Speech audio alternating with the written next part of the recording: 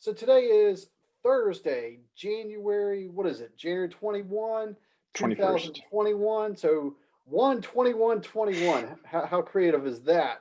There we And go. here inside the state of Virginia, as of 5 p.m. Eastern time, sports gambling is now legal. So Michael and I were just talking about laughing about that and uh, how I'm probably going to be team's kiss of death. And one of the reasons why I'm bringing Michael in is because BYU is a heavy favorite tonight about Portland, and yours truly might be enjoying his first sports FanDuel bet with BYU tonight. So why should I? What Michael? The easiest question is why should I buy into BYU besides the one loss records?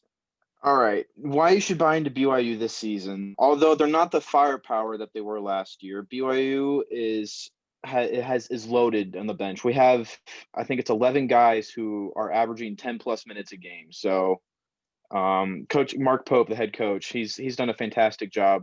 Last year was his first season. This year his second. So he's done a great job of finding the right pieces, right guys that fill in the floor together, and just bringing out the win.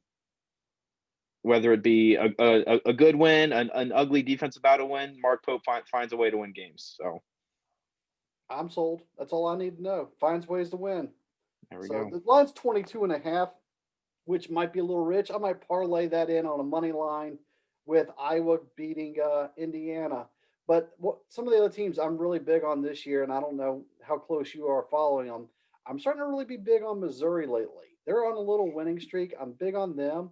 Until yesterday, I was big on Seton Hall, but I cannot stand teams who wait for the final second to take the game-winning buzzer beater, and instead of driving into the hoop or running your normal offensive play and finding a normal shot, they wait to the last second and throw up a prayer and it doesn't go in. So Seton Hall deserved to lose against Villanova, but I was still big on Seton Hall.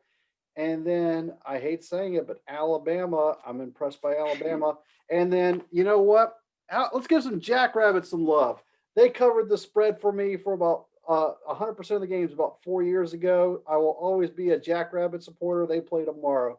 Michael, what teams that are on the bubble or looking to be in the tournament are you not a homer towards, but hey, keeping your eyebrow towards? Yeah, so I'm gonna go a little West Coast bias here. They're both from the Mountain West, two of the hottest teams in the country, Utah State and Boise State, which is weird because when you think Boise State, you don't think basketball, you think football, right? But Boise State's on a 13 game, they're 13-1. They lost their first game to Houston, which is I think they're in the top 10. They're a top 10 team, so that's a good loss. And then after that, they've just destroyed everybody in their path, including BYU.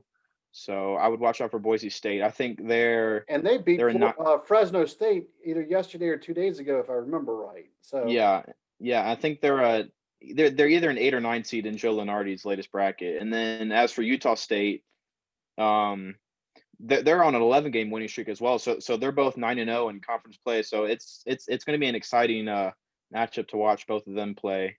But speaking of Utah State, it wasn't VCU's first game against Utah State, and VCU th- won that game, right? they did. Yeah, That was yeah. VCU. That's one of VCU's bigger wins now. That Utah State's one is starting to look better and better. So I definitely watch out. And another team in the Mountain West to keep an eye on is San Diego State, even though they've kind of fallen off the map. But I would not be surprised if the Mountain West is a 3 bid league this year in the tournament. So Bold prediction, but you know what? If it started next weekend or this weekend, that might be a safe bet to take. yeah, So I kind of like it. yep.